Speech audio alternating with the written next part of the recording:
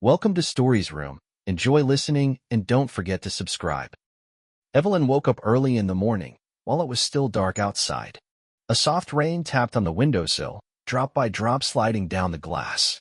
She felt a strange tension in the air, like the day was getting ready to test her in a way she wasn't expecting. She lay in bed, staring at the ceiling, remembering the past days filled with small arguments and sarcastic comments. A few years ago, her life with Christopher seemed warm and bright. They went grocery shopping together, discussed future plans, and cheerfully painted their new house. But in recent months, something had changed, collecting unspoken grievances like dust on furniture. She sensed Christopher stir next to her, though these days they often slept with their backs turned toward each other. She used to love how, every morning, he'd still be half asleep but would hug her shoulders and joke that no one in the world was as lucky as he was. But now that felt like a distant memory. Christopher seemed to hide behind an invisible wall of distance. Evelyn didn't understand it well, and she suspected that she, too, had helped create this gap. She lay there in the dark, listening to his quiet breathing, wondering how they had ended up so distant. They seldom had huge fights, but nearly every day there was some small conflict that left an unpleasant feeling. But the real storm was still coming. At her job, Evelyn tried to focus on her emails and the reports she had to prepare, but her thoughts kept drifting back to Christopher and the uneasy feeling that their life was going off track.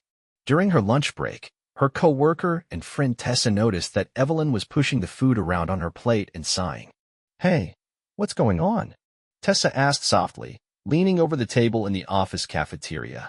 "You've seemed stressed for days. Having trouble sleeping? Is it your parents? Or Christopher?" Evelyn shrugged. She wanted to explain, but didn't know where to begin. Their arguments seemed unimportant if taken one by one, but when put together, they felt huge. How could she say their love wasn't really gone, but they were slowly pushing each other away? "We're both just tired, I guess," she said, setting her fork aside. "It's like, when I try to hug him, he's not there mentally. And if he wants me to listen, I'm lost in my own worries. It's like that every day. Maybe you two need a break?" Tessa suggested. "Take a day off. Do something together? Talk openly." "We used to do that," Evelyn said, her voice tinged with regret. "But now we can't find even 15 minutes to calmly discuss our issues." Tessa gently touched Evelyn's hand to show support. She wanted to help, but she didn't know the whole story. Evelyn just nodded and said something vague about hoping things would get better, then returned to her desk, hiding her anxiety. That evening, Evelyn went grocery shopping on her way home. Before, she loved surprising Christopher with something new and delicious for dinner. But lately she'd lost her enthusiasm, often making something quick or just reheating frozen meals. All her energy seemed to vanish, hers and Christopher's, too. But today, after talking with Tessa, Evelyn wanted to try something different. She picked fresh vegetables, good steaks, and even grabbed a bottle of wine, the same kind they drank on their first date. She thought maybe she could create a romantic evening and gently open up about the things bothering them. When she got home, her heart beat a little faster. Somewhere deep down, she still had hope that things could get better. "Hey, I'm home," she called, taking off her coat. Christopher was in the living room, working on his laptop. He glanced up and nodded, then went back to reading. "Tough day?" she asked, walking closer. "Yeah, a big mess at work," he said flatly. "A client is refusing to sign the contract, and my boss set up a meeting tomorrow, probably just to take it out on someone." "I see," Evelyn sighed as she unpacked the groceries. "I was thinking of making a special dinner tonight. Maybe we could take a break from everything and spend some time together." He rubbed his eyes, looking exhausted. It seemed like any offer of romance or closeness required too much energy from him. "Evelyn, my head's splitting," he said. "Can we just do our usual? I'll eat something, take a shower, and go to bed early, okay?" She nodded. Inside, she felt a slight sting of disappointment. Yet another evening that wouldn't bring them closer. But she told herself maybe he really was drained from work, and it wasn't personal. She still decided to prepare the steaks, hoping he might change his mind. While she cut the vegetables, Evelyn thought about how their former habits had quietly disappeared. They once spent every Friday watching movies with popcorn, discussing them late into the night. Now they watched separate things in separate rooms. She remembered how she loved his morning jokes and how they would walk for hours, holding hands, in the local park. Now those memories felt like pages from a book they'd finished reading. Maybe it's just work stress, she thought. Or maybe it's me. I've been so tense, so tired. I haven't truly listened to him, and now I blame him for not listening to me. She glanced at the wine bottle and decided to save it for a better moment. She doubted he'd be up for it right now, but she still held on to a small hope that, later, he might reach out. In the living room, Christopher tried to focus on his project. He had to write up a new proposal for a client, but he kept thinking about home and how distant he felt from Evelyn. He used to wonder if they'd ever become like some couples who stopped being close after getting married. Now he saw that possibility creeping up on them. People often joked that he was a guy without insecurities, but that wasn't true. He had a deep fear, a leftover from high school, where classmates had spread rumors that made him worry he wasn't man enough. He had tried to hide that insecurity for years. When he met Evelyn, he felt he could be himself. But now the tension between them woke up these old fears. What if she thinks the same thing they once said, he worried. What if I really can't give her what she needs? Maybe that's why we're drifting apart.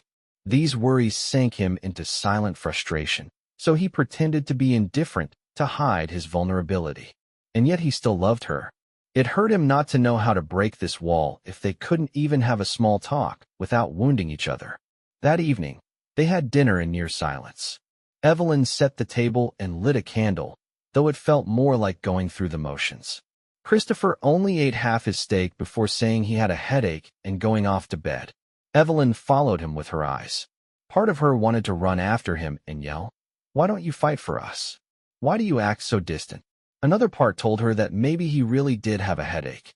The next day, however, things blew up. They had a small disagreement about house chores, how Christopher nagged about the way she washed dishes, how Evelyn scattered clothes around, and it quickly became a shouting match. They didn't really care about the dishes or the clothes. It was more like each of them was aiming to win. Evelyn, feeling cornered, decided to hit him where it hurt most. She had never done that before, but she was so angry and wanted to win. Without really thinking, she brought up his sensitive point. "How can you go on and on like that?" she hissed, voice rising.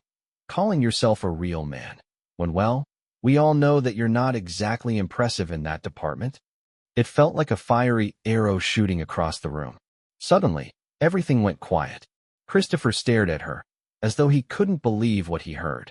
After a few seconds, he stepped back, silent, like her words had pierced him deeply.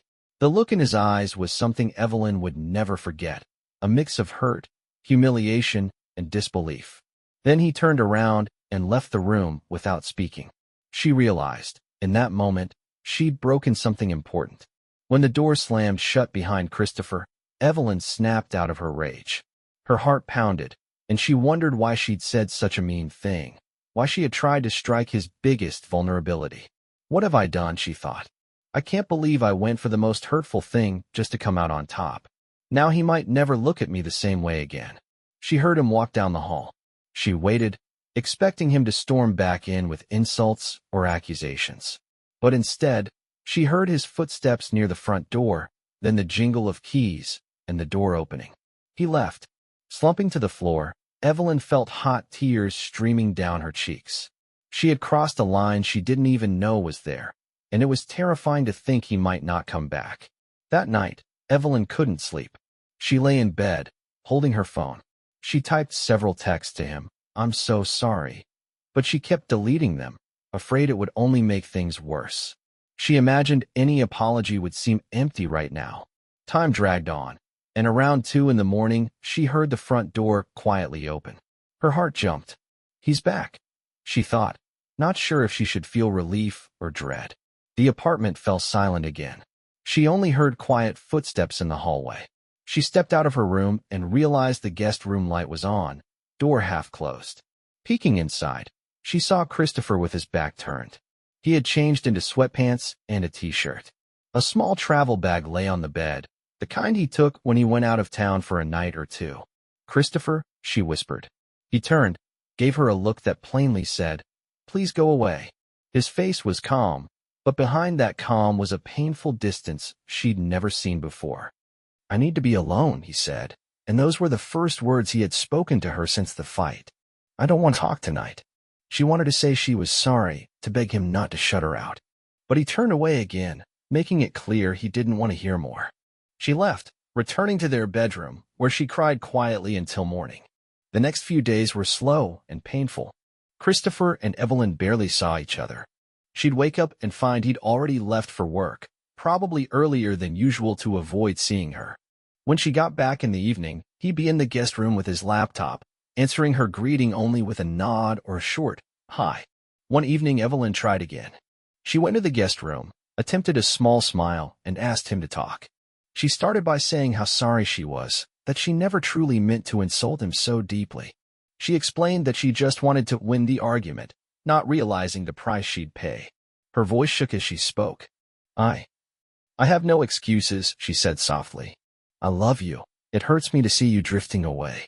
I know it's my fault. Please, don't be silent. Don't go. He sat on the bed with his phone, looking at her. At last, he spoke. I realized your words must have come from somewhere. Maybe you did mean them, in the back of your mind. His voice was quiet, but it tore at her heart. The worst thing is, you were the one person I thought accepted me completely. Now, I'm not sure anymore. And to be honest, I'm too tired to keep fighting for us. It wasn't an angry outburst, which would have felt more normal. Instead, it was cold and calm, and that frightened her more than yelling would have. A few days later, the silence was still hanging over the household. Evelyn, unsure what to do, called her friend Tessa for help. Tessa knew that Christopher was basically living in the guest room, and that things were serious. Maybe he needs a counselor, Tessa suggested gently. Or maybe both of you need to see a marriage therapist? Maybe, Evelyn sighed. But how can I bring that up when he barely says hello? That night, Evelyn found the courage to knock on the guest room door again. Chris, can I come in? He didn't say no, so she took it as a yes. She stepped inside carefully. Christopher stood by the window, phone in hand, but he didn't seem to be texting or scrolling, maybe just lost in thought. I want to understand, she began. Why did what I said hurt you so deeply? I'm not excusing myself, I just want to know. He turned his head a little, as if deciding whether to speak or remain silent. Finally, he answered. I've had that insecurity since I was a teenager. People whispered about me. Then, I once had a girlfriend who cheated on me, and when I asked her why, she said, you can't give me what I need. Her look then, it never left me. I tried to bury that pain. But with you, I felt safe until that night. He stopped, swallowing hard. Sorry if I can't be more open right now, he added. I just need some time. I'm not sure what's real and what's just my old fear. Evelyn tried to step closer, but she saw he was closing up again. Nodding, she left him alone. Inside, she felt a sharp guilt and sadness for both of them, realizing how little they had talked about deeper wounds. A week later, after another quiet day, Evelyn came home and saw a white envelope on the kitchen table. The return address was from a law firm. Cold dread washed over her as she realized it might be about divorce. She froze, staring at it, too scared to open it. Then she heard Christopher's footsteps behind her. She turned around. He leaned against the doorway, looking drained. I guess you saw it, he said quietly, biting his lip. I wrote an email to a family law consultant. But I haven't sent it yet. Still deciding. His words were calm, but his eyes were anxious. Evelyn felt like she'd been punched in the stomach. So, you're thinking of divorcing me over one fight? She whispered, unable to meet his gaze. It's not just that fight, he replied. It's that sometimes I think it might be better to leave than to keep living with all these resentments and hurts. But then I remember what we've built together. I don't want to destroy it so easily. This was the most honest he had been in weeks. But it confirmed her worst fear. Their life together was on the edge. After that disturbing discovery, Evelyn made a desperate plan to reconnect with him. She teamed up with Tessa, who helped her set up home retreat, scented candles, soft pillows, low lights in the living room. She cooked his favorite pasta with seafood and hid all laptops and phones in the closet to remove distractions. That evening, when Christopher came home, Evelyn greeted him with a careful smile. Hey, I have a surprise for us. He looked uneasy but let her lead him into the living room. Low music played, and the only light came from a small lamp and a candle. On the coffee table was a plate of pasta and a bottle of wine, the same kind they drank on their first date. You remember this wine? Evelyn asked quietly. Yeah, he said, looking around. We spilled it on our first tablecloth, right? She smiled, remembering how they laughed trying to wash the stain out, feeling silly but happy. I know this won't fix everything, she said, sitting down on the couch. But I wanted us to share some quiet time, to remember how much love once filled this home. Christopher hesitated, then slowly sat beside her. She could see the conflict on his face. Part of him wanted to leave, part of him stayed.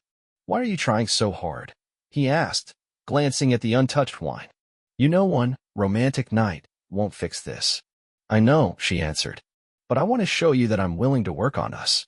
I'm ready to do whatever it takes, as long as we have a chance to heal. He was silent a long time before speaking again. What if I'm not ready?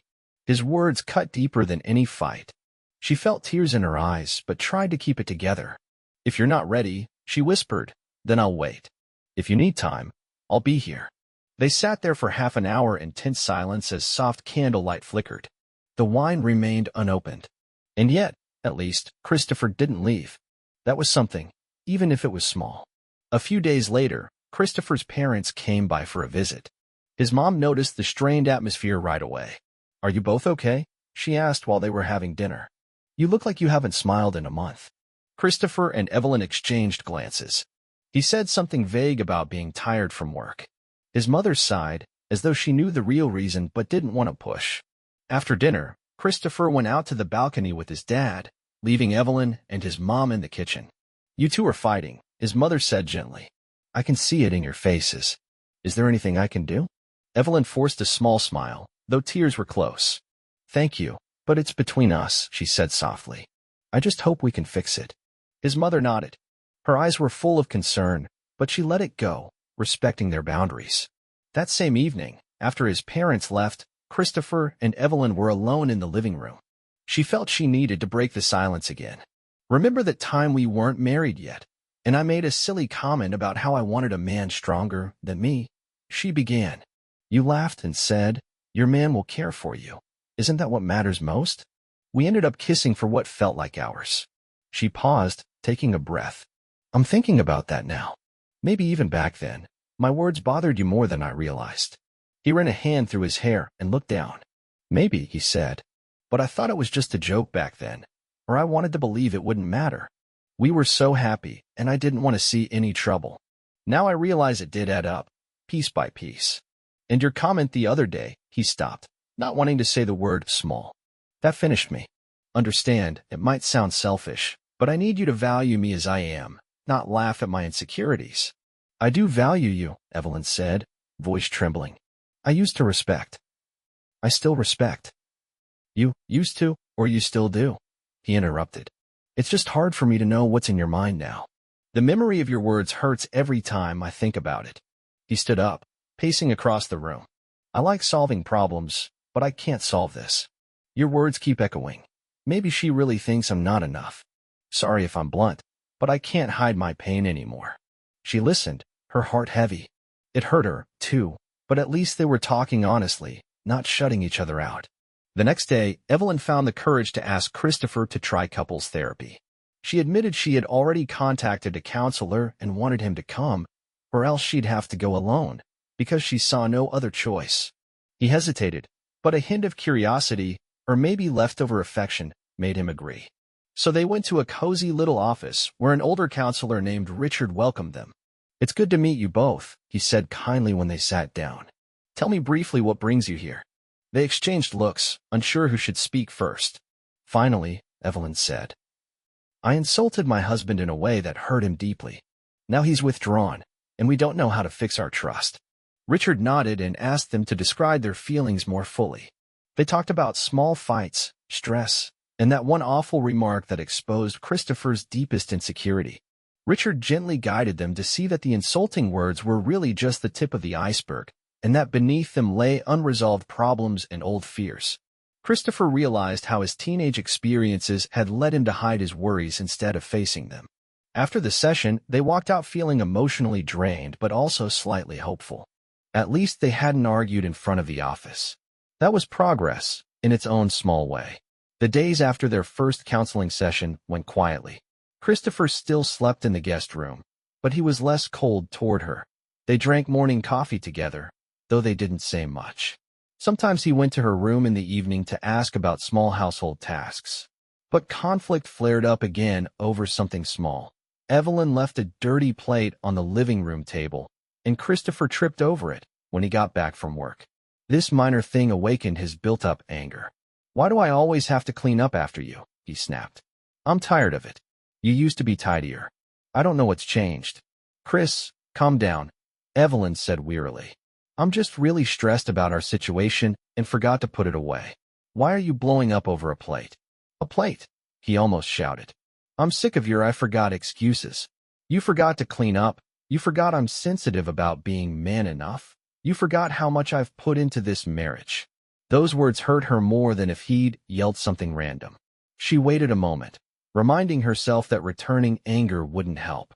Finally, she said, "I didn't forget. I just made mistakes. I admit that. But I'm trying, okay? I even made us tea and wanted to sit down and talk. I forgot the plate, my fault. I'm sorry."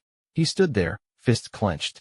Then he sat on the couch and buried his face in his hands. "Sometimes I think there's no point," he muttered. "We keep repeating the same problems." Evelyn walked closer and lightly put her hand on his shoulder. "How about we at least drink our tea together?" she said gently. "I get that you're mad. I'm mad at myself too."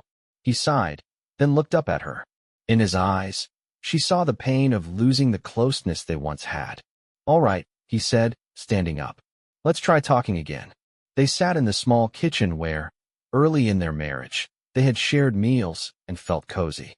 Evelyn poured tea into 2 mugs, placing one in front of Christopher. "You know what I regret the most?" she began. "That I didn't ask one simple question sooner. What really hurts you? I just assumed you were strong and confident, that you didn't need reassurance. I never imagined you were holding on to old wounds." "I didn't want to discuss them," he admitted, holding his mug. "I thought if I kept quiet, those memories wouldn't matter. But then I worried if I told you, you'd see how vulnerable I am and be disappointed." She gave him a sad smile. "How could I be disappointed in someone I love?" she asked quietly. "Your past doesn't change how important you are to me." He gave a small sigh, as if he didn't quite believe her. "But your words really cut me," he said. "It'll take time for me to trust that you accept me again. I'm scared the next time we argue, you'll say something else just as cruel." She nodded, swallowing hard. "I understand," she said. "I take responsibility for what I did. I won't pretend it never happened. I just hope you can see how sorry I am and that I'm willing to do whatever it takes for you to heal. We could keep going to therapy, do the exercises the counselor suggests, anything. If it helps us, I'm in." He looked at her. She saw a flicker of warmth in his eyes, but also lingering doubt. "We'll see," he answered, sounding unsure. "I have to figure out what I want to." They spent the following weeks in a mix of progress and setbacks. Sometimes they felt closer, sharing dinners and chatting about everyday things. Then they both remembered the deeper issues and pulled back. Christopher sometimes slept in the guest room, sometimes in their bedroom. Both of them wondered if it might be best to separate.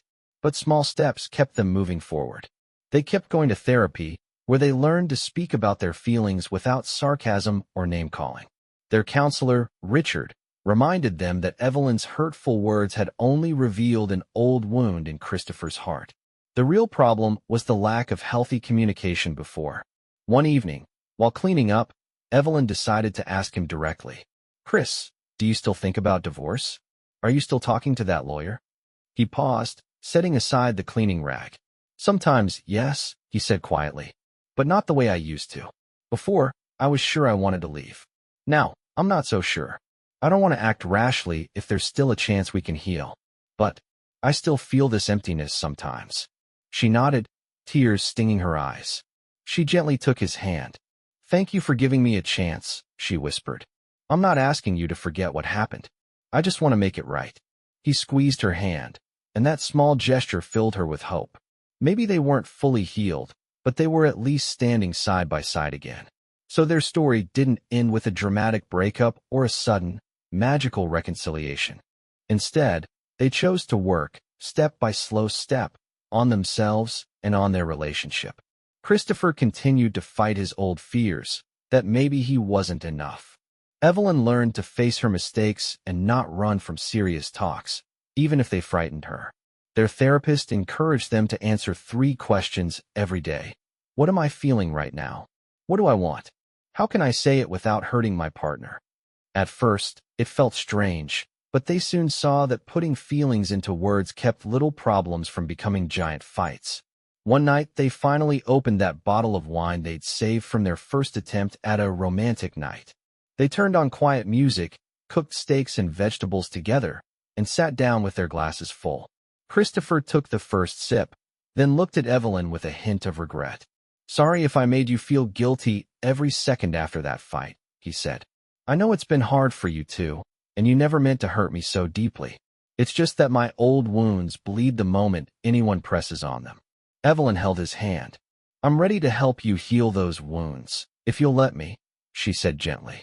"And please forgive me for hitting you where it hurt most. We both made mistakes, but I don't want them to end our marriage."